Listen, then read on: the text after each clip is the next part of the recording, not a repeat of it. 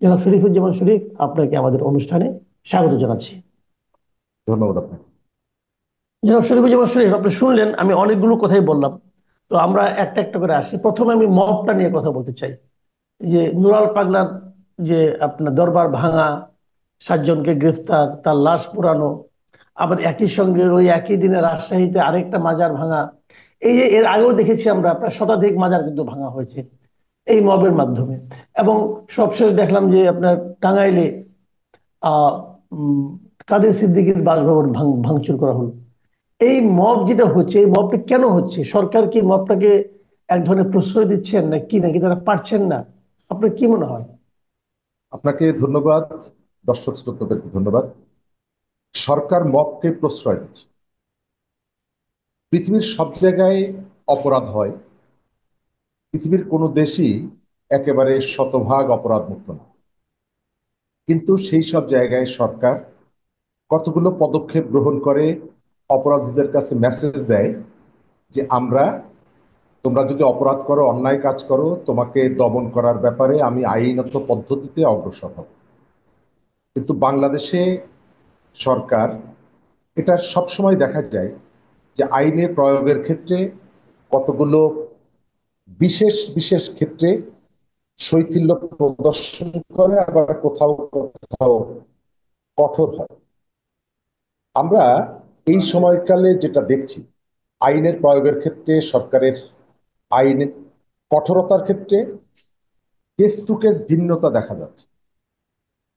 গোপালগঞ্জে সেনাবাহিনী, পুলিশ, আইন শৃঙ্খলা বাহিনী নির্বিচারে গুলি চালিয়ে বেশ কয়েকজন মানুষকে হত্যা করলো।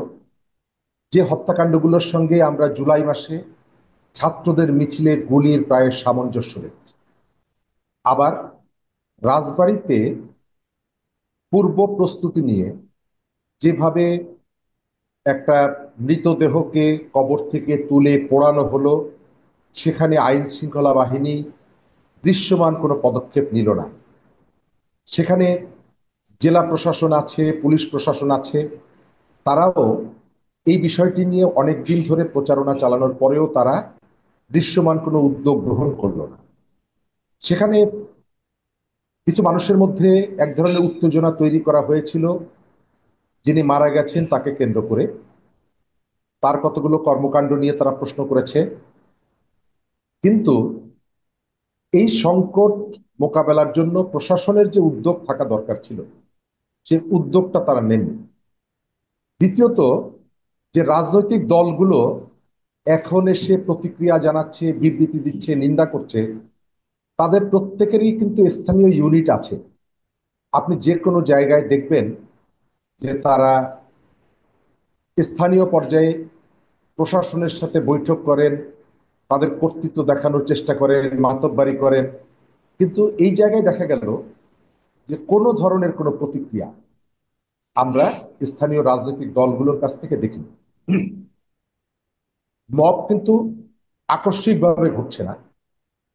আপনি রাজবাড়িতে যেদিন ঘটনাটা ঘটেছে, ওই একই দিনে চাঁদপুরে একটা মাজারে হামলা হয়েছে, রাজশাহীতে হয়েছে, এবং চট্টগ্রামেও তার পরের দিন একটা উত্তেজনা তৈরি হয়েছে। কিন্তু চট্টগ্রামের উত্তেজনার নিরসনের জন্য প্রশাসন যে উদ্যোগটা নিল, রাজবাড়িতে সেই উদ্যোগটা নিল না। এর ভেতর থেকে বোঝা যাচ্ছে সরকার কোথাও মবের ক্ষেত্রে নীরবতা অবলম্বন করছে, আবার কোথাও পদক্ষেপ গ্রহণ করছে, এবং যেখানে পদক্ষেপ নিচ্ছে সেখান থেকে কিন্তু ইতিবাচক ফলাফল দেখা যাচ্ছে। সরকার এর আগে মবের মাধ্যমে যে সমস্ত অন্যায় কাজ হয়েছে প্রতিকার করে। কখনো কখনো মানুষকে এক ধরনের ধাপ্পাবাজি করা হয়েছে। কয়েক মাস আগে শুনেছিলাম 64টি মাজারে হামলার ঘটনায় 28 জনকে তারা গ্রেপ্তার করেছে, এবং এটি বেশ আত্মতৃপ্তি নিয়ে প্রচার করেছে। 64টা মাজারে গ্রেপ্তার করলেন 28 জনকে, অর্থাৎ এক একটা মাজারে হামলার, দুটো মাজারে হামলার জন্য আপনি একজনকে গ্রেপ্তার করেছেন। অথচ প্রত্যেকটা ঘটনায় আপনি শত শত হাজার মানুষ অংশগ্রহণ করেছেন। রাজবাড়িতে কয়েকজনকে গ্রেপ্তার করা হয়েছে, এবং প্রধান উপদেষ্টা প্রেস উইং এর একজন হর্তাকর্তাকে দেখলাম, তিনি বলছেন যে সেখান থেকে আওয়ামী লীগের দুজনকে ধরা হয়েছে। আমি এই সরকারের ভেতরে দেখতে পাচ্ছি আগের সরকারের ভূত।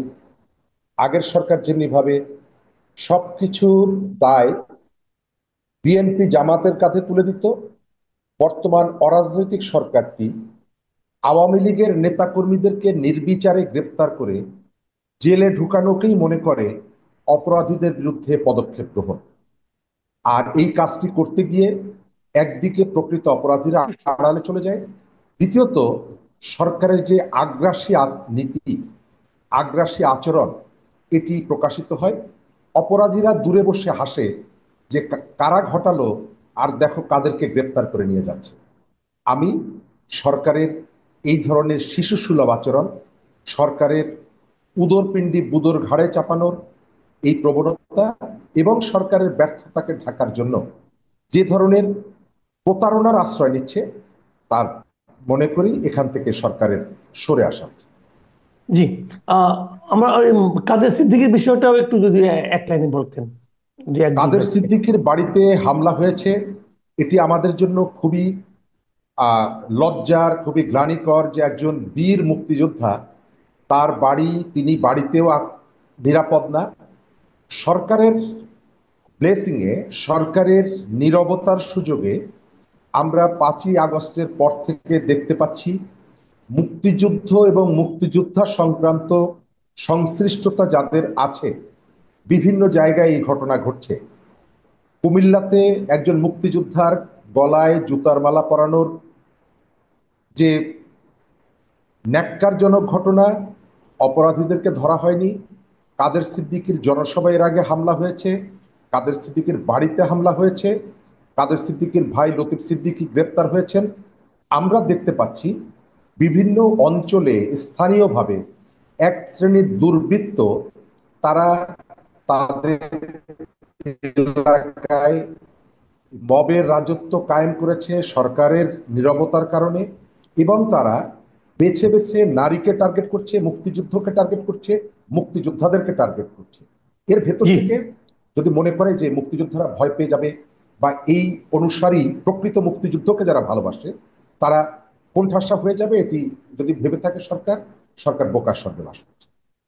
জি। আমরা দেখছি যে নির্বাচন নিয়ে আলোচনা হচ্ছে।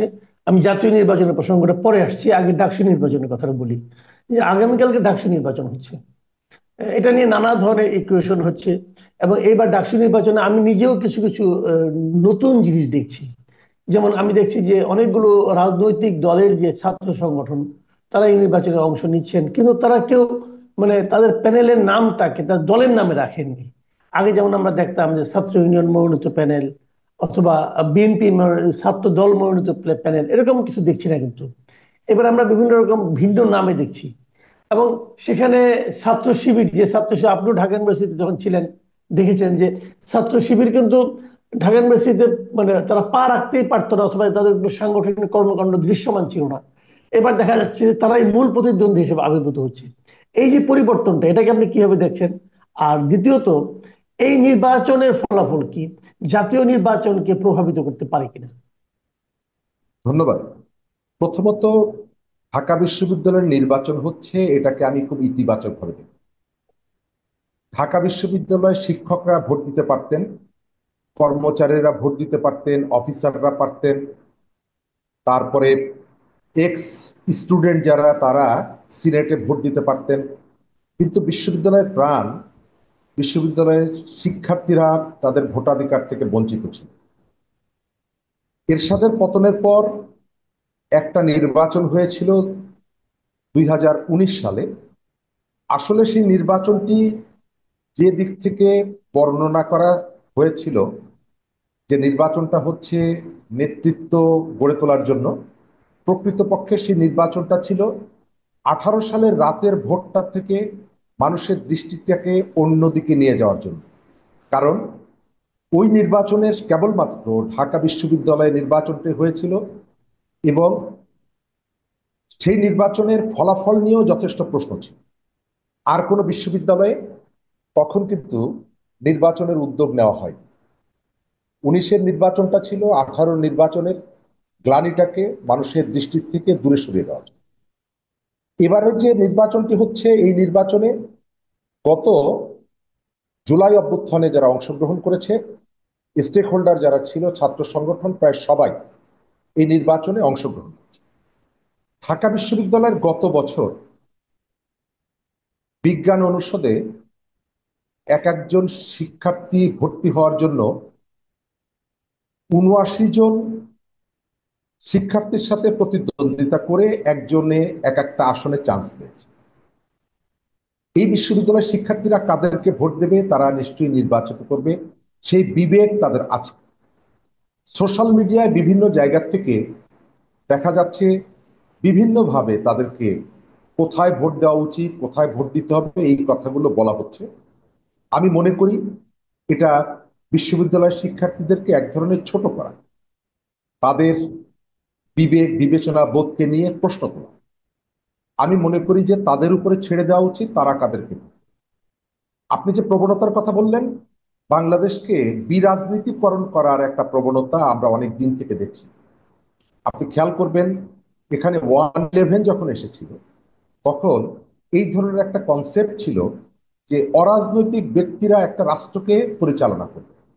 বহু প্রশ্ন তোলা হয়েছে যে পৃথিবীর কোনো জায়গায় অরাজনৈতিক ব্যক্তিরা কি রাষ্ট্র পরিচালনা করে, অথবা তারা করতে এলে সাময়িক সময়ের জন্য রাষ্ট্রটার কি বেহাল দশা হয়, সেটা আমাদের সমাজে, আমাদের রাষ্ট্রে অনেক উদাহরণ আছে। ডাকসুকে এই যে বিরাজনীতিকরণ, দ্বিতীয়ত আমার মনে হয়েছে সেখানে ছাত্রলীগের ভেতরে দীর্ঘদিন ছাত্র শিবির কাজ করেছে।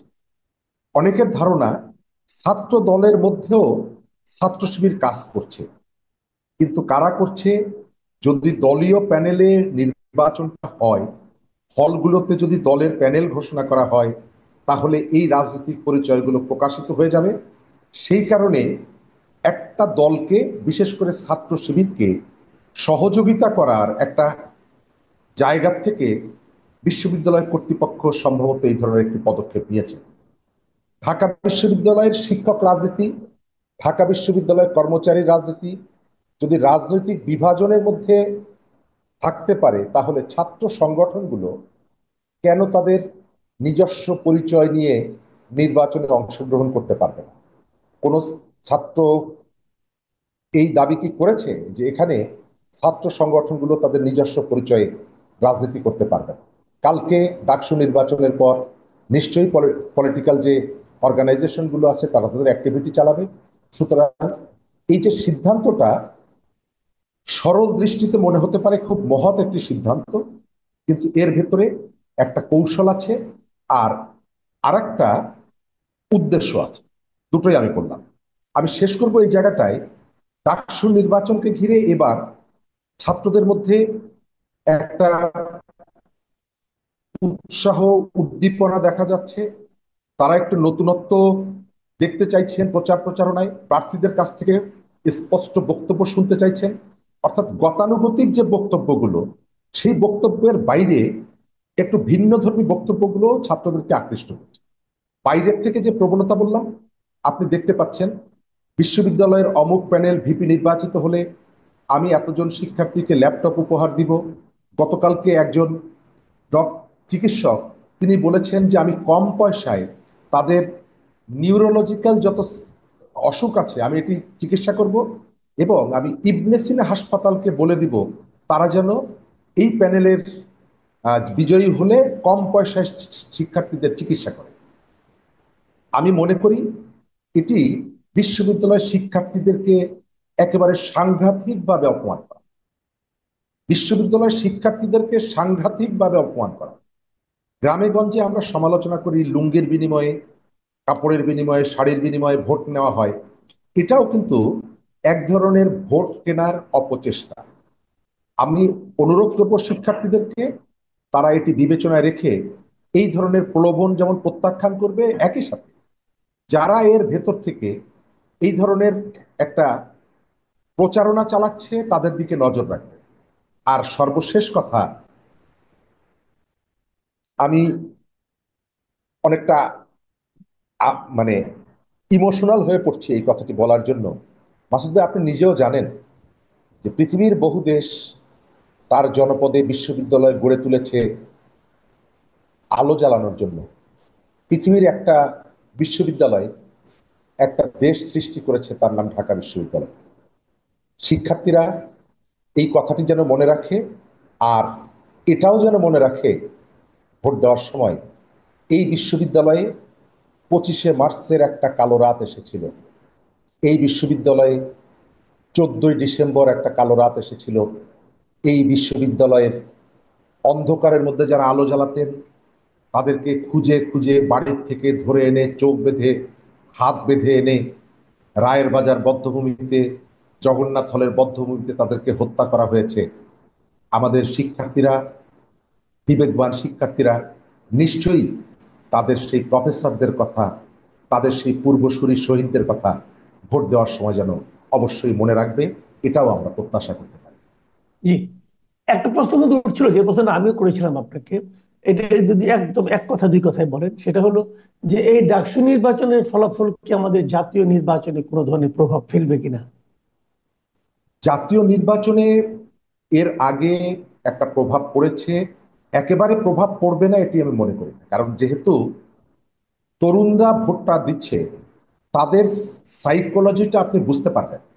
এবং অন্যান্য বিশ্ববিদ্যালয়গুলোতেও যেহেতু ভোট হচ্ছে, সেই ভোটের ক্ষেত্রেও ঢাকা বিশ্ববিদ্যালয়ের ভোটটা প্রভাব সৃষ্টি করবে অবশ্যই। এবং এর ভেতর থেকে তরুণদের ভাবনাটা কিছুটা হলেও বোঝা যাবে। তবে জি, জাতীয় রাজনীতির পুরো ডাইমেনশন চেঞ্জ হয়ে যাবে, এইটা আমার এখনো মনে হয় না। এখন আরেকটা জিনিস, যেহেতু জাতীয় নির্বাচনের প্রসঙ্গটা এলো, ফেব্রুয়ারিতে জাতীয় নির্বাচন হবে এটা মোটামুটি আমরা ধরেই নিয়েছি, যে প্রধান উপদেষ্টা বলেছেন, নির্বাচন কমিশন সেই অনুযায়ী কাজ করছেন। কিন্তু তারপরে মানুষের মধ্যে একটা শঙ্কা, যে আসলে আদৌ নির্বাচন ফেব্রুয়ারিতে হবে কি হবে না, এক ধরনের অনাস্থা যেন সরকারের প্রতি দেখা যাচ্ছে। এর মধ্যে আমরা সরকার প্রধানের যিনি প্রেস সেক্রেটারি, তিনি বললেন যে পৃথিবীর কোনো শক্তি নেই নির্বাচনকে বানচাল করার। প্রশ্নটা হচ্ছে, এই কথা ওনার মতো দায়িত্বপূর্ণ ব্যক্তি কিভাবে বলেন? মানে উনি কি কোনো ধরনের এই ধরনের হুমকি পেয়েছেন? কেন? আবার একটা জিনিস দেখলাম আজকে, এর মধ্যে দেখলাম যে আপনার দেশ রূপান্তর নামক একটা পত্রিকা দেখলাম, যে ভোট শিরোনাম করেছে আজকেই, ভোট আটকানোর জোট আসছে। মানে একটা জোট হতে যাচ্ছে যা নাকি ভোটকে আটকাবে, মানে ভোটে জয়ী ধন্যবাদ। হওয়ার জন্য নয় কিন্তু। তো আসলে এই বিষয়গুলো কি আপনার কাছে, মানে কি মনে হচ্ছে? নির্বাচন ঘিরে অসংখ্য প্রশ্ন আছে। নির্বাচনের প্রস্তুতি যারা গ্রহণ করছে, নির্বাচন কমিশন, তাদের প্রস্তুতি নিয়েও নানা রকমের প্রশ্ন আছে। যখন সীমানা নির্ধারণ ইস্যুতে সারা দেশে নির্বাচনের একটা বড় স্টেপ, আজকে আমার নিজের যে নির্বাচনী এলাকা বাগেরহাট, আগে 4 ছিল সেটাকে 3 করা হয়েছে, 3টা উপজেলা মিলিয়ে সেখানে আজকে হরতাল পালিত হচ্ছে। এই ধরনের একটা অবস্থায় প্রধান নির্বাচন কমিশনার তিনি এনআইডি কার্ড বিতরণ কার্যক্রমের উদ্বোধন করতে এখন কানাডায় আছেন। তিনি সেখানে 15 দিন থাকবেন। এদের সিরিয়াসনেসটা আপনি বুঝতে পারেন। এর বাইরেও আরপিও সংশোধনীর ক্ষেত্রে কতগুলো ফাঁক ফোকর আছে, যার ভেতর থেকে নির্বাচন অনুষ্ঠানের আন্তরিকতা নিয়ে এবং নির্বাচনকে আসলে মিনিংফুল করার চেষ্টা আছে কিনা এটা নিয়ে আমার প্রশ্ন আছে। প্রধান উপদেষ্টা প্রেস সেক্রেটারি তিনি তার দায়িত্ব কতটুকু এটি কখনোই অনুধাবন করেন। তিনি একেবারে রাষ্ট্রের একজন সরকারি কর্মকর্তা হলেও নীতি নির্ধারক হিসাবে নানা সময় বক্তব্য দেন, যেটা তার অবস্থানের সঙ্গে যায় না, এবং এক ধরনের হামবড়া ভাব তার মধ্যে আছে। এবং এটা সরকারকে বিতর্কের মুখে নানা সময় ফেলে দেয়। পৃথিবীর কেউ ঠেকাতে পারবে না। স্পষ্ট করে জানতে চাই, পৃথিবীর কোনো দেশ কি নির্বাচন ঠেকাতে চাইছে? যদি চেয়ে থাকে, তাহলে সরকারের দায়িত্ব হচ্ছে তাদের নাম প্রকাশ করা। আমরা একটা গণতান্ত্রিক উত্তরণের দিকে যেতে চাই। আমার ধারণা সারা পৃথিবী আমাদের দিকে তাকিয়ে আছে। ঠিক সেই সময় আপনি যদি বলেন পৃথিবীর কেউ ঠেকাতে পারবে না, অবশ্যই জানতে চাইতে পারি পৃথিবীর কে কে এটিকে ঠেকাতে চাইছে। আমার ধারণা একেবারে ফাঁকা মাঠে অহেতুক কতগুলো উত্তেজনা তৈরি করার জন্য, এবং বারবার এই কথাগুলো বলার ভেতর থেকে আমার ধারণা তাদের মনের মধ্যে অন্য কোনো একটা বিষয় আছে। তা না হলে রাস্তায় যখন কেউ ভয় পায় তখন কিন্তু জোরে জোরে কথা বলে পথ চলার চেষ্টা করে। এদের এই ধরনের কথাগুলো, আমার এই যে কসম কাটা এক ধরনের, রাষ্ট্রের দায়িত্বে থেকে আপনি এই সমস্ত কসম টসম দিয়ে চলে না। এখানে রাইট। কতগুলো প্র্যাকটিক্যাল অ্যাকশন পাবলিক দেখতে চাই। আইন শৃঙ্খলার যে বেহাল অবস্থা, আমার প্রশ্ন হচ্ছে সরকার আসলে আইন শৃঙ্খলা স্বাভাবিক করতে চায় কিনা। নির্বাচন ইস্যুতে কয়েকটা রাজনৈতিক দল পিআর নিয়ে এক ধরনের ডেডলক অবস্থা তৈরি করতে চাইছে, এবং তারা নির্বাচনকে, এই তারিখে নির্বাচন হোক এটি চাইছে না। তাদের আপত্তির কথা প্রকাশ্যে বলছে। কেউ কেউ বলছে এই ধরনের এই পদ্ধতিতে নির্বাচন হতেই দেওয়া হবে না। একদিকে সরকারের দুর্বলতা, প্রশাসনের বেহাল অবস্থা, এবং কোথাও কোথাও প্রশাসনের অসহযোগিতা, যেটা রাজবাড়িতে ঘটেছে। আপনি বাংলাদেশের একজন সরকারি কর্মকর্তাকে দেখাতে পারবেন না যাকে সরকার ঠিক মতন বেতন দিচ্ছে না, তারপরেও তারা তাদের দায়িত্ব যথাযথ পালন করছে না। এবং সরকারের দায়িত্বশীল ব্যক্তিদের অতিকথন, কারো কারো অর্পিত দায়িত্ব থেকে অন্য দায়িত্ব পালন করার চেষ্টা, যেটি প্রধান নির্বাচন কমিশনারের ক্ষেত্রে বললাম। আমরা তো এনআইডি কার্ড নিয়েছি, স্মার্ট কার্ড নিয়েছি দেশে বসে, আমরা তো প্রধান নির্বাচন কমিশনারের হাত থেকে নেইনি। তিনি যেখানে গেছেন সেখানে বাংলাদেশের দূতাবাস আছে, সেখানে একজন রাষ্ট্রদূত আছেন। এই কাজটি তিনি করতে পারতেন। প্রধান নির্বাচন কমিশনারকে এই সময় কেন 15 দিন থাকতে হবে? তাহলে তারা কি নির্বাচনের গুরুত্ব অনুধাবন করছেন না, অথবা তারা ভেতরে অন্য কোনো মেসেজ তাদের কাছে আছে কিনা? জি।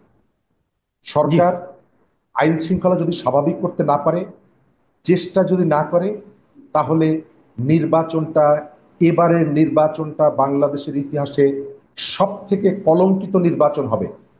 রাতের ভোটের কথা আমি নাই বললাম, বিনা প্রতিদ্বন্দ্বিতার কথা নাই বললাম, আমি ডামির কথা নাই বললাম। এবারের নির্বাচন, একজন রাজনৈতিক কর্মী হিসাবে আমার অবজারভেশন, সব থেকে সহিংস একটা নির্বাচন হবে। এটি আমরা চাই বা না চাই, কারণ মাঠে যখন আইন শৃঙ্খলা বাহিনীর স্বল্প সংখ্যক উপস্থিতি এবং এক ধরনের নিষ্ক্রিয়তা থাকবে, অথবা তাদের সক্ষমতার অভাব থাকবে, এটা যখন প্রতিদ্বন্দ্বী প্রার্থীদের কাছে যাবে, তারা বিজয়ী হওয়ার জন্য মরিয়া হয়ে উঠবে, এবং এর ভেতর থেকে এখানে রক্তপাত এবং সহিংস ঘটনা ঘটার সম্ভাবনা বেশি। জি, অনেক ধন্যবাদ। অনেক ধন্যবাদ জনাব শরীফুজ্জামান শরীফ। প্রিয় দর্শক, আপনারা শুনলেন যে মব অথবা নির্বাচন, সেটা ডাকসুই হোক বা জাতীয় নির্বাচনই হোক, তা নিয়ে জনাব শরীফুজ্জামান শরীফের বিশ্লেষণ। তবে জনাব শরীফের একটা কথা কিন্তু আমাদেরকে আতঙ্কিত করছে, সে যেটা তিনি সবার শেষে বললেন, যে এবারে নির্বাচন সম্ভবত হতে যাচ্ছে আমাদের ইতিহাসের সবচেয়ে কলঙ্কিত নির্বাচন, অথবা সহিংস নির্বাচন। অথচ আমরা শুনেছি আমাদের প্রধান উপদেষ্টা বুঝে হোক না বুঝে হোক আরো অনেক আগেই বলেছেন উনি নাকি ইতিহাসের সর্বশ্রেষ্ঠ নির্বাচন আমাদের উপহার দিবেন। কিভাবে দেবেন আমরা জানি না। আমরা চাইবো জনাব শরীফুজ্জামান শরীফের এই যে বিশ্লেষণ, এই যে ভবিষ্যৎবাণী অথবা এই যে ধারণা, এটা ভুল প্রমাণিত হোক। আমার ধারণা জনাব আনিস আলমগীর, আপনি খেয়াল করেছেন কতগুলি বিষয়, এই যে দীর্ঘদিন ধরে যে একটা সংস্কার কার্যক্রম চললো, শেষ পর্যায়ে এসে জাতীয় ঐক্যমত্য কমিশন গঠন হলো, এবং সেখানে অনেকের সঙ্গে তারা আলোচনা করলেন, বসলেন, চা বিস্কুট খেলেন, অনেক কিছু, অনেকে নোট অফ ডিসেন্ট, কত কিছু হলো। হওয়ার পর এখন এসে বলা হচ্ছে যে মূল সমস্যা, এই যে আমরা সংস্কার করছি, যেগুলো ঐক্যমত হয়েছে, সেগুলোর বাস্তবায়ন কিভাবে হবে। এখন যদি বাস্তবায়ন না হয়, কেউ কেউ ভাবছে তাহলে তো বাস্তবায়ন কখনোই হবে না। আবার কেউ কেউ বলছে নতুন সরকার এসে তারা 2 বছরের মধ্যে বাস্তবায়ন করবেন। এই যে বিষয়গুলো, তাহলে এতদিন ধরে এত কিছু করে লাভটা কি হলো? এভাবে কি হলো কিছু? মানে আপনি এখানে এটা ভবিষ্যৎ কি দেখছেন? আমি মনে করি যারা আহ ইলেকশনের আগে এই যে সনদ নিয়ে একটা চূড়ান্ত ফয়সালা চান বা বাস্তবায়ন বাস্তবায়ন চান, তাদের কথার মধ্যে যুক্তি আছে। যদি সংস্কার যেগুলো করলো, আপনি যেটা বললেন, এতদিন ধরে বৈঠক করলেন, আলী রিয়াজ সাহেবরা আসলেন, আরো বড় বড় পণ্ডিতরা আসলেন এই দেশে, তো তাদের যে পাণ্ডিত্যের ফল, সেটা যদি একটুখানিও আপনি অ্যাপ্লাই না করেন, তো তাহলে তো আর এই সরকার পরিবর্তনের কোনো দরকার ছিল না, আন্দোলনেরও দরকার ছিল না, আমাদের ছেলে মেয়েদের এভাবে রক্ত দেওয়ার দরকার ছিল না।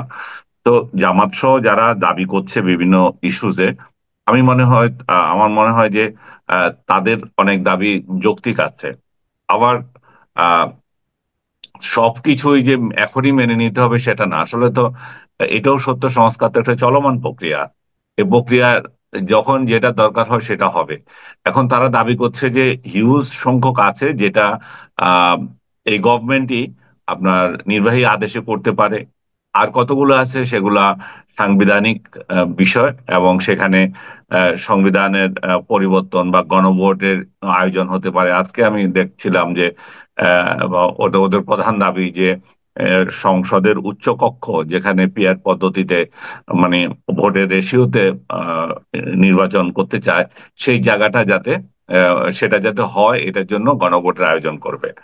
আমার কাছে তো গণভোট যদি আসলে এই এই সরকার দিয়েই করতে চায়, মানে এই সরকার দিয়ে বলতে চাচ্ছে, আমি হচ্ছে যদি আগামী নির্বাচনেই যদি এটা অ্যাপ্লাই করতে চায় যে সংস্কারটা, যে আমাদের দুই দুই কক্ষ বিশিষ্ট সংসদ হবে, তো তাহলে তো এটা আবশ্যক দরকার হতেও পারে, আবশ্যিকতা আছে এখানে গণভোট দেওয়ার। আর গণভোট যদি দিতে হয়, তাহলে এখানে আরো দুই চারটা ক্রুশিয়াল ইস্যু যেগুলো থাকে একসাথে দিয়ে দিলে বেটার। আরেকটা বিষয় হচ্ছে যে আপনি জানেন যে আহ, না, বর্তমানের এই এখানে একটা কথা বলি আপনাকে, গণভোট কিন্তু একাধিক ইস্যুতে হতে পারে না। ও গণভোট আচ্ছা, একটা তাহলে ইস্যুতে হবে। আপনি যদি দুইটা ইস্যু করেন, কেউ কেউ থাকবে যে একটা ইস্যু রাজি আরেকটা রাজি না, তখন তো এটা একটা সমস্যা হতে পারে। ওকে, ওই সে পদ্ধতিতে হলে ওই ঠিক আছে, যেটা তারা ভালো মনে করে। কিন্তু এই সংসদে কেন করতে হবে সেটা হচ্ছে বড় প্রশ্ন। রাইট। আপনারা তো এমন একটা আইন করে যান যে যেটা আগামী সংসদ এটা কার্যকর করবে, এবং সেই পরিস্থিতি থাকুক, কারণ নির্বাচিত ব্যক্তিরা এই সমস্ত ডিসিশন নিক, এটারও একটা যুক্তি আছে। আপনি অনির্বাচিত ব্যক্তি, অনির্বাচিত লোকদের পরামর্শ, এত পরামর্শ দিয়ে তাহলে আমরা কেন মেনে নেব? আপনারা পরামর্শ দিয়েছেন, সে ব্যাপারে আমাদের জোরালো একটা কমিটমেন্ট থাকবে, লিখিত কমিটমেন্ট থাকবে।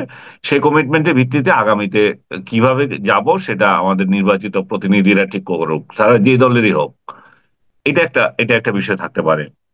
আর একটা বিষয় যেটা আমি আপনাকে বলতে লাগছিলাম, যে কেয়ারটেকার গভর্নমেন্ট, আমাদের এত সব ঝামেলার মূল হচ্ছে কেয়ারটেকার গভর্নমেন্ট। আমরা 2014 সালের থেকেই যে নির্বাচন নিয়ে যে কেওয়াজ, সেটার সেটার তো উৎপত্তি হয়েছে সেটা নিয়ে।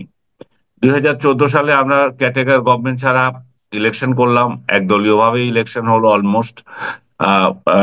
ইলেকশনও বলবো কি, ওটা তো ইলেকশনেরই দরকার হয় না, কারণ মেজরিটি ইলেকশন ছাড়াই হয়ে গেছে।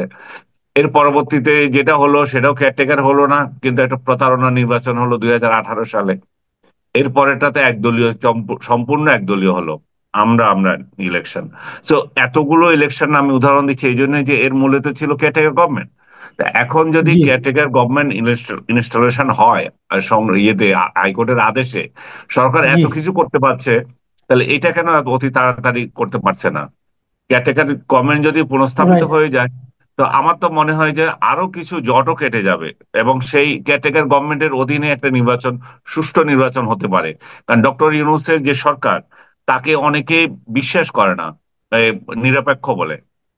এই নিরপেক্ষতা তো উনি কোনোভাবেই রাখতে পারেন নাই, কারণ তার একটা প্রিয় দল এখানে গজিয়েছে, কিংবা তারই দল হিসাবে এটা ট্রিট করছে বিরোধী দলগুলো, অন্যান্য অন্যান্য দলগুলো। তো সেই জায়গায় আমি মনে করি যে নিরপেক্ষ কেয়ারটেকার গভর্নমেন্টের অধীনে যদি আগামী নির্বাচন হয়, এবং সেটা যদি ওই আদালত যদি রায় দেয়, তার মাধ্যমেও হতে পারে। এবং আরো একটা আশার আলো অনেকে দেখে এটার মাধ্যমে।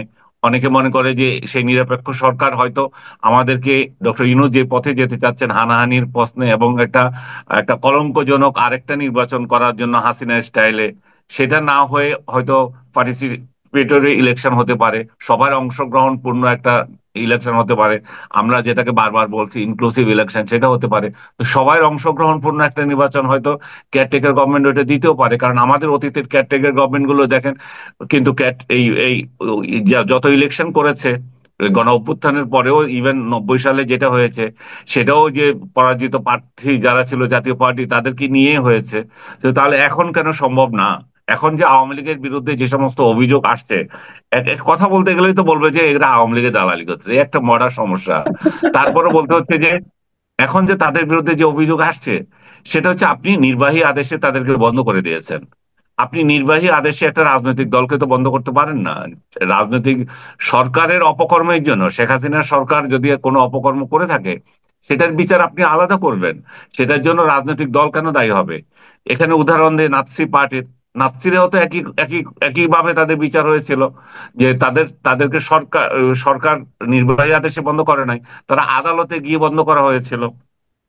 এবং নাৎসি অনেক বিখ্যাত।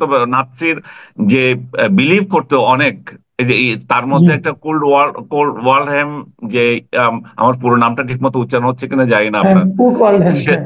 হ্যাঁ, কুর্ট ওয়ার্ল্ড ও ওয়ার্ল্ড হেম হ্যাঁ, অস্ট্রিয়া ছিল, অস্ট্রিয়ার নাগরিক ছিল, হ্যাঁ। হ্যাঁ, সে তো নাৎসিবাদে বিশ্বাসী ছিল। সে রাইট। জাতিসংঘের মহাসচিব পর্যন্ত হয়ে গেছে। তো জি। তাহলে আপনি জাতিসংঘের মহাসচিব হতে পারে, আর বাংলাদেশে কোনো একটা রাজনৈতিক দল বিশ্বাস করছে যে নিরপরাধ লোকজন তাদেরকে আপনি কুপিয়ে মারতেছেন। তো হ্যাঁ, হ্যাঁ, হ্যাঁ, হ্যাঁ, এখানে হ্যাঁ। এই এই জায়গায় দেখেন, আপনি আমাকে বলছিলেন যে যুবলীগের কাকেও জানি মেরেছে, প্রতিদিনই তো মারতেছে খুলনায়, আওয়ামী হ্যাঁ। লীগের লোকদেরকে। তো রাইট। আপনি যেখানে যেই ডক্টর ইনো যে সমাজ আমাদের জন্য তৈরি করে দিয়ে গেছে, এখানে কোপাকুপি ছাড়া আর তো কিছু নাই, হানাহানি ছাড়া কিছু দেখছি না। রাজনৈতিক বিশ্বাসের জন্য একজনকে কাটতেছে। তো নাৎসিদের কথা যে তারা বলে, নাৎসিরা তো আন্তর্জাতিক ভাবে স্বীকৃত আদালতে গিয়ে তাদেরকে ইয়ে করা হয়েছে, আপনার নিষিদ্ধ করা হয়েছে। আওয়ামী জি। লীগকে সেরকম একটা নিষিদ্ধ করেন, আপনি নির্বাহী আদেশে করবেন কেন? নির্বাহী আদেশে তো আপনি একটা রাজনৈতিক দলকে যখন নিষিদ্ধ করেন, তাহলে মানুষের ভোটাধিকারে আপনি, ওই মতাবলম্বীদের ভোটাধিকারে আপনি হস্তক্ষেপ করেন। তার মানে সেই মতাবলম্বী যারা আছে তাদের ভোটও কি আপনি বন্ধ করে দিচ্ছেন? ভোট তো বন্ধ করছেন না। তো তারা কাকে ভোট দেবে? এখন জাতীয় পার্টিকেও আপনি এখানে ইনক্লুড করতে চাচ্ছেন, তার মানে প্রায় 40 আরো অধিক পার্সেন্ট লোকেরা ভোট দেবে না। তাহলে এই ধরনের নির্বাচন কতদিন আন্তর্জাতিকভাবে তো স্বীকৃত হবেই না, জাতীয়ভাবেও হুম, স্বীকৃত হবে না। তো এই জি। ধরনের নির্বাচনে যারাই ক্ষমতা আসবে তারা আবার একটা বৈধতার সংকটে পড়বে।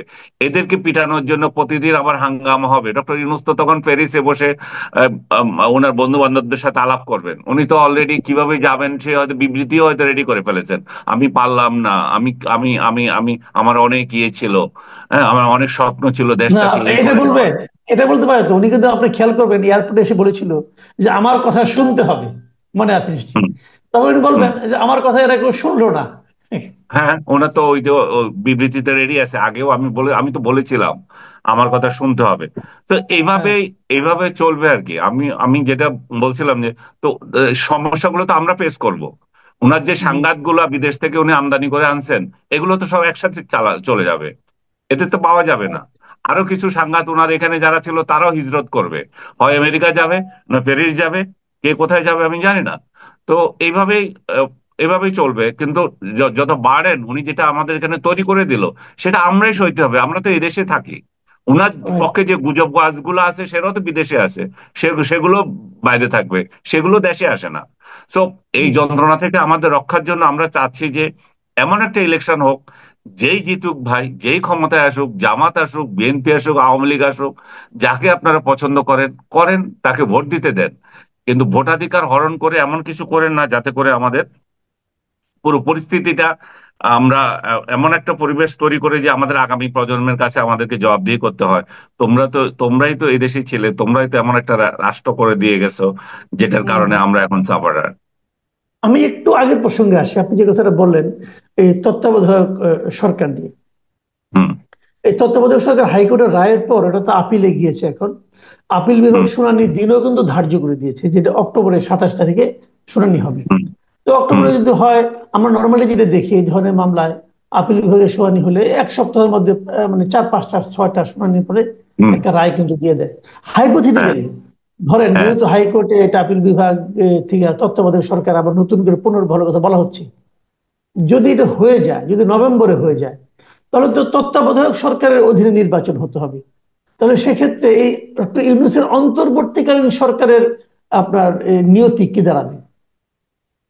কি দাঁড়াবে? ওই যেটা বললাম, বিবৃতি দিয়ে যাবে এবং বলবে ঠিক আছে, এখন এখন যেহেতু আমাদের মহামান্য আদালত একটা রায় দিয়েছে, এই সরকারের অধীনে হতে পারে। উনি যদি শান্তিপূর্ণ ট্রানজিশন চান, ওনার চেলারা যদি চায় যে সত্যিকার অর্থে আমরা চাই যে দেশটা শান্তিতে থাকুক, তাহলে কি সেই কেয়ারটেকার গভর্নমেন্টকে দায়িত্ব দিতে পারে।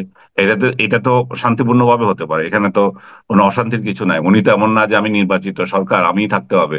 উনি তো অন্তর্বর্তীকালীন সরকার। অন্তর্বর্তী মানে কি? ও সংবিধান দেশ যাকে চায় তাকে দিয়ে যাবে। উম, তাহলে আমরা এটুকু এই যে ঘটনাগুলো, ধরেন না, যদি নভেম্বরে এটা হয়, তাহলে নতুন অন্তর্বর্তীকালীন সরকার, এই তত্ত্বাবধায়ক সরকার আসলো, তাহলে সব মিলিয়ে কি দাঁড়ায়? ফেব্রুয়ারি থেকে ইলেকশন দেখছেন আপনি? আমি ফেব্রুয়ারিতে ইলেকশন দেখি। এই ব্যাপারে আমি খুব অ্যাডামেন্ট। আমি মনে করি যে রাজনৈতিক দলগুলোকে আমরা যেগুলো বলছি যে না ওরও নির্বাচন চায় না, আমার মনে হয় যে ওদের একটা উপলব্ধি হয়েছে যে যে স্বপ্ন ডক্টর ইউনূসকে নিয়ে তারা দেখেছে, সেটা মব কালচারে ধ্বংস করে দিয়েছে ডক্টর ইউনূস। ঘরে ঘরে এবং প্রতিহিংসার জন্ম দিয়েছে।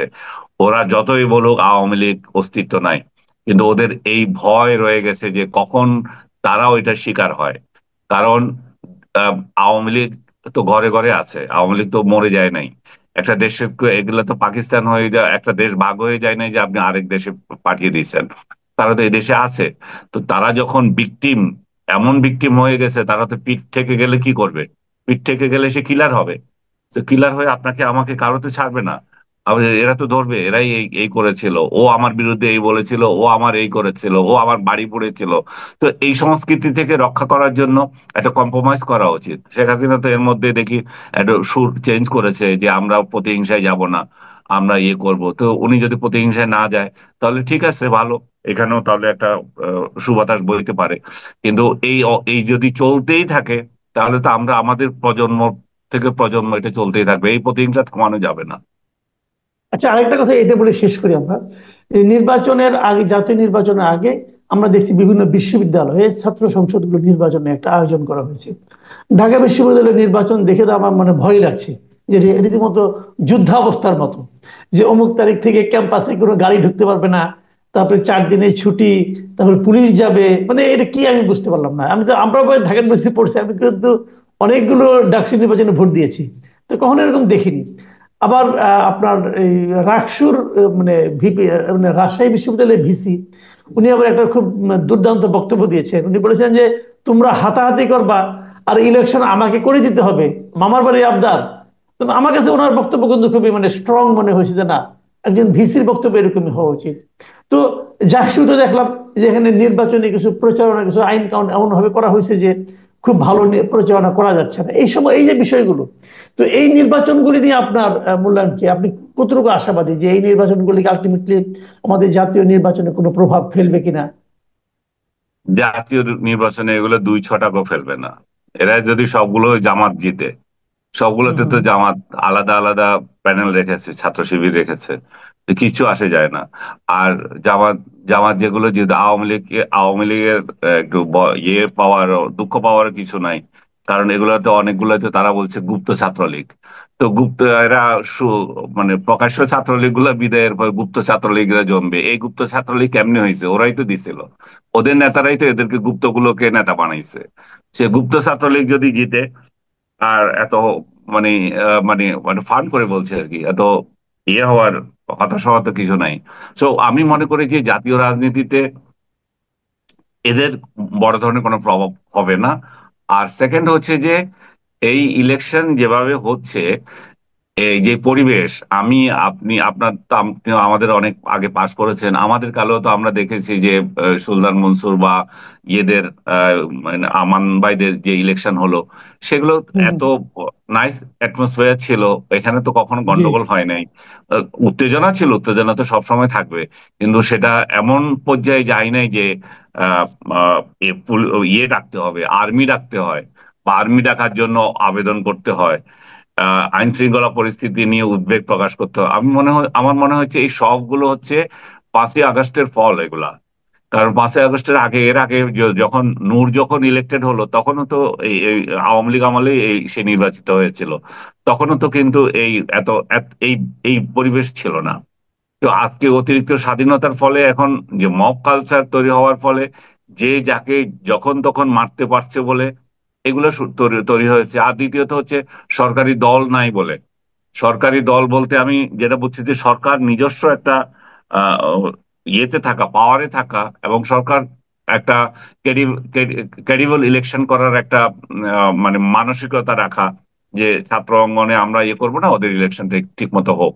এখানে তো সেরকম নাই। এখানে তো এই ইউনূস সরকার তো সবার জন্য, তো সবার জন্য হয়েও আবার আরেকটা যন্ত্রণা, কমিটমেন্ট তো রাখা খুব কঠিন। যে উনি কিভাবে রাখবেন, এও ওনার যারাই যারাই গন্ডগোল করবে উনি ওইখানে নীরব দর্শক হিসাবে থাকবেন।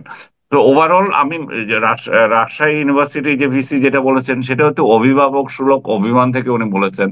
এটা হইতেই পারে যে তোমরা এটা করবা কেন, তোমরা একটা শান্তিপূর্ণ ইলেকশন করো, আমি সহযোগিতা করি। তো আমার মনে হয় সবকটা ইউনিভার্সিটিতে শান্তিপূর্ণ ইলেকশন করা উচিত। শিবিরের অনেক অস্ত্র আছে বলে অভিযোগ করে বাকিরা, যে অস্ত্রের যাতে ঝঞ্ঝনানি এখানে না থাকে, এবং শান্তিপূর্ণভাবে যাতে এই ইলেকশনটা হয়। এবং এগুলো তো আমাদের এই ছেলে মেয়ে, আমাদের এই এই বয়সী ছেলেরা যাতে তাদের যোগ্য নেতৃত্ব এখান থেকে বের করে আনতে পারে, যেটা সন্ত্রাসী না। যে যে আমি আমি দল মত ওইভাবে চাই না যে অমুক দলের হইলে তাকে বর্জন করো, আমি ভালো মানুষকে দাও, সে যে দলই করুক। এটা এটা কোনো বিষয় না। মানে পুলিশ জানতে পেরেছে যে ওই ঘটনার সঙ্গে মিস্টার আবু আলম শহীদ খানও জড়িত আছেন। এই হলো মানে আইনগত দিকটা আর কি। এবং তারপর আবু আলম শহীদ খানকে দুপুরে মানে চিফ মেট্রোপলিটন ম্যাজিস্ট্রেটের কোর্টে আদালতে হাজির করা হয় এবং সেখানে আদালত তাকে জেলখানায় পাঠিয়ে দেন। এখন প্রশ্ন হচ্ছে, এই যে আবু আলম শহীদ খানকে গ্রেপ্তার করা হলো, এই যে মঞ্চ ৭১ ওখানে মামলা করা হয়েছিল, সেই মামলাটা আসলে কি ছিল, ওখানে ঘটনা কি ঘটেছিল, এটা আপনারা সবাই এর মধ্যে জানেন। তবু আমি একটু ছোট করে বলি ঘটনাটা ঘটেছিল গত ২৮শে অগাস্ট। সেদিন সকালে ওখানে মঞ্চ ৭১ নামে একটা সংগঠন, যে সংগঠনটা আরও কিছুদিন আগে মানে এই অগাস্টেরই প্রথম সপ্তাহে গঠিত হয়েছিল কতিপয় মুক্তিযোদ্ধা, বয়স্ক বয়োবৃদ্ধ মুক্তিযোদ্ধা, তারা সবাই মিলে এই সংগঠনটা করেছিলেন। তারা মুক্তিযুদ্ধের যে ইতিহাস সেটাকে অবিকৃত রাখার জন্য তারা এটা সংগঠনটা করেছিলেন। এবং এই সংগঠনের মাধ্যমে বাংলাদেশের সংবিধান নিয়ে এবং মুক্তিযুদ্ধ নিয়ে একটা গোল টেবিল বৈঠক তারা ২৮ তারিখে আয়োজন করেছিলেন। সেই গোল টেবিল বৈঠকে আমন্ত্রিত হয়ে অনেকেই গিয়েছেন। সেখানে আব্দুল লতিফ সিদ্দিকীও ছিলেন, তিনি ছিলেন সেখানে আমন্ত্রিত অতিথি। কিন্তু লতিফ সিদ্দিকী কিন্তু ওখানে বক্তব্য দেওয়ার সুযোগ পাননি। তার আগেই সেখানে একটা মব ঢুকে পড়ে, তারা হলো জুলাই যোদ্ধা নামধারী একটা মব, এবং তারা বলে যে এরা সবাই হলো মুক্তি ফ্যাসিস্ট আওয়ামী লীগের দোসর, এবং এই সমস্ত বলে তারা এখন স্লোগান দেয় এবং তাদেরকে কোনো মানে মিটিং আর করতেই দেয়নি বেসিক্যালি। তো সেখানে অনেক লোকে উপস্থিত ছিলেন, অনেক আমন্ত্রিত অতিথি ছিলেন, অনেক দর্শক ছিলেন, অনেক শ্রোতা ছিলেন, অনেকেই ছিলেন। সেখানে আবু আলম শহীদ খান সাহেবও ছিলেন, মঞ্জুর আলম পান্না ছিলেন সাংবাদিক, শেখ হাফিজুর রহমান কার্জন ঢাকা ইউনিভার্সিটির প্রফেসর, আইনের প্রফেসর, যেহেতু সংবিধান নিয়ে আলোচনা, অতএব আইনের প্রফেসর হিসেবে উনিও আমন্ত্রিত ছিলেন এবং উনি এখানে গিয়েছিলেন। এবং আমি যতটুকু দেখেছি এবং জেনেছি যে শেখ হাফিজুর রহমান কার্জনে আমন্ত্রিত অতিথিদের মধ্যে একমাত্র বক্তব্য দেওয়ার সুযোগ পেয়েছিলেন, আর কেউ বক্তব্যও দেননি। মঞ্জুর আলম পান্নাও দেননি, লতিফ সিদ্দিকীও দেননি, আবু আলম শহীদ খানও দেননি, ওনারা কেউ দেননি। এবং যখন মবটা শুরু হয় তখন আবু আলম শহীদ খান ওখানে ছিলেন অথবা চলে এসেছেন, আমি ঠিক বলতে পারবো না এই ব্যাপারটা। কিন্তু ওনাকে গ্রেপ্তার করা হয়নি। ওখান থেকে প্রায় ১৬ জনকে নেওয়া হয়েছিল গ্রেপ্তার করে, এবং যাদের সবার বিরুদ্ধেই সন্ত্রাস বিরোধী আইনে মামলা করা হয়েছিল। আমি অনেকগুলি ভিডিও দেখেছি এই ঘটনার উপর, এবং সেখানে কোনোটাতেই আমি কিন্তু এই লতিফ সিদ্দিকীকে কোনো বক্তব্য রাখতে দেখিনি। বরঞ্চ আমি দেখেছি লতিফ সিদ্দিকী বসে আছেন, ওনার চারদিকে ওই মেগাফোন দিয়ে জোরে জোরে লতিফ সিদ্দিকীর দুই গালে জুতা মারো, তালে তালে এরকম স্লোগান দেওয়া হচ্ছিল। এবং পুলিশ কিন্তু প্রাথমিকভাবে তাদেরকে বলেছিল যে আপনাদের নিরাপত্তার স্বার্থে আমরা নিয়ে গেলাম। তারপর তারা রমনা থামনা তাদের নিয়ে যায় এবং 12 ঘন্টা আটকে রাখার পর তাদের বিরুদ্ধে সন্ত্রাস দমন আইনে মামলা করা হয়। এই 12 ঘন্টা পুলিশ মামলা করলো না কেন? তাহলে কি তারা কোনো আদেশের অপেক্ষা ছিল? অথবা কেউ তাদের নির্দেশনা দিয়েছিল, এগুলো বলা বড় কঠিন, কিন্তু বলা বড় সহজ, ভাবা বড় সহজ। বলা কঠিন, ভাবা সহজ, কারণ আমরা এই দৃশ্য বাংলাদেশে নতুন দেখছি না। আওয়ামী লীগ আমলে এই দৃশ্য আমরা প্রায়ই দেখতাম। তো যাই হোক, সেগুলি রিপিট হচ্ছে, একই পুলিশ, একই রিপিটেশন হতেই পারে, হয়তো একই ধরনের আদেশও আসছে। বলা আমি ক্লিয়ার না হয়ে আমি হয়তো বলতে পারবো না, কিন্তু ঘটনা ওভাবেই ঘটেছে। প্রশ্ন হচ্ছে, এই মামলার যে এফআইআর ছিল, পুলিশের একজন সাব ইন্সপেক্টর যিনি মামলা করেছিলেন, এসআই মোহাম্মদ আমিরুল ইসলাম, যিনি নাকি এই মামলাটা করেছেন বাদী হয়ে, তিনি কি লিখেছিলেন তার এফআইআরে, আমি ওগুলি একটু আপনাদেরকে পড়ে শোনাতে চাই, তাহলে আপনারা বুঝতে পারবেন যে আসলে কী ছিল মামলায়। উনি লিখেছেন, আমি মানে এই মামলার যিনি বাদী, যে পুলিশ কর্মকর্তা, উনি এই কথা লিখেছেন যে কেন এই সংগঠনটা গঠিত হয়েছে এবং তারা ওখানে কেন বসেছিল। আপনারা শুনলেন, এখানে রাষ্ট্রবিরোধী কিছু আছে কিনা আমি এখনও বুঝতে পারলাম না। যাই হোক, তারপরে উনি এক জায়গায় লিখেছেন যে করেছেন লতিফ সিদ্দিকী কি সেখানে আদৌ কোনো বক্তব্য দিয়েছেন? আমি লতিফ সিদ্দিকীর এবং আমি 19 মিনিটের একটা ভিডিও আমি দেখেছিলাম প্রথম দিনে, ওই দিনই ওটা লাইভ ছিল, সবাই দেখাচ্ছিল। লতিফ সিদ্দিকী তো কথাই বলার সুযোগ পাননি, উনি জাস্ট ওখানে বসেছিলেন, ওনার সামনে মাইক্রোফোনও আসেনি, উনি একদম চুপ ছিলেন। চারদিকে ওনাকে সবাই ঘিরে ধরে ওনাকে গালাগালি করছিল অশ্লীল ভাষায়। তো কে পুলিশকে বলল? যারা গালাগালি করছিল তারাই বলেছে নিশ্চয়ই। কিন্তু লতিফ সিদ্দিকী যে এই জন্য মানে বক্তব্য দিচ্ছিলেন, মানে অন্যদেরকে ষড়যন্ত্র এবং অনুপস্থিত অন্যদেরকে প্ররোচিত করে বক্তব্য প্রদান করছিল, এই জিনিসটা পুলিশ কর্মকর্তা কোথায় পেলেন? আমি বুঝতেই পাই না। এই ধরনের একটা মামলা যখন হলো, তারপরে শেষের দিকে আবার লিখেছেন যে এরা সবাই মিলে অজ্ঞাতনামা আরও 70-80 জন পরস্পর সহায়তাকারী হিসেবে দেশকে অস্থিতিশীল করে বর্তমান অন্তর্বর্তীকালীন সরকারকে উৎখাত করার ষড়যন্ত্র ও প্ররোচনার অপরাধ করেছে, যা সন্ত্রাসবিরোধী আইনের 2009-এর 6-2-এর দীর্ঘই/12 ধারার অপরাধ। খুব ইন্টারেস্টিং, কিন্তু 6-2-এর দীর্ঘইতে কী আছে? সন্ত্রাস দমন আইন 2009, আপনাদের একটু পড়ে শোনাই সেখানে কী আছে। 6-2-এর দীর্ঘই যেটা আছে, সেখানে বলা হয়েছে অন্য কোনো ব্যক্তি, সত্তা বা প্রজাতন্ত্রের কোনো সম্পত্তির ক্ষতি সাধন করিবার উদ্দেশ্যে ষড়যন্ত্র বা সহায়তা বা প্ররোচিত করা, এই হলো 6-2-এর অপরাধ। আর এর সাজা হলো সর্বনিম্ন 4 বছর, সর্বোচ্চ 14 বছর। এখন প্রশ্ন হলো, এখানে ষড়যন্ত্রটা কি মানুষকে ষড়যন্ত্র গোল টেবিল বৈঠক করে ওপেন জায়গায় ষড়যন্ত্র করে? এরকম একটা মামলা হয়েছে। সেই মামলায় আবু আলম শহীদ খানকে আজকে গ্রেপ্তার করা হলো। আমরা কিন্তু একটা জায়গায় মিল পাই। আবু আলম শহীদ খানকে আমি অনেকদিন ধরে চিনি। আমি যে ডিপার্টমেন্টে পড়াশোনা করতাম, জার্নালিজম ডিপার্টমেন্টে, উনি সেই ডিপার্টমেন্টের আমার সিনিয়র ভাই, অনেক সিনিয়র আমার। তো ওনাকে আমরা দেখেছি, তো ওনাকে আমরা চিনি, এবং ওনাকে সচিব হওয়ার পরেও ওনার সঙ্গে আমার খুব একটা দেখা হয়নি। রিটায়ারমেন্টে যাওয়ার পর ওনার সঙ্গে আমার দেখা হয়েছে, এবং বিভিন্ন টক শোতে ওনাকে আমরা দেখি। এই যে যাদেরকে গ্রেপ্তার করা হয়েছে না, এদের মধ্যে কিছু লোকের মধ্যে একটা মিল আছে। মিলটা কোথায়? আবু আলম শহীদ খান, মঞ্জুর আলম পান্না, অথবা শেখ হাফিজুর রহমান কার্জন অধ্যাপক, এদের মধ্যে একটা মিল হলো, এরা সবাই বিভিন্ন মিডিয়াতে, টক শোতে কথা বলেন, এবং তাদের বেশিরভাগ কথা থাকে বিভিন্ন রকম অনিয়মের সমালোচনা করে। তারা যখন আওয়ামী লীগ আমলে আমি দেখেছি, এই লোকগুলিকে আমি দেখেছি যে আওয়ামী লীগ সরকারের সমালোচনা করে নানা রকম কথাবার্তা বলেছেন। আওয়ামী লীগের যে সরকারের যে ভুলগুলো, সেগুলো তারা তুলে ধরেছেন।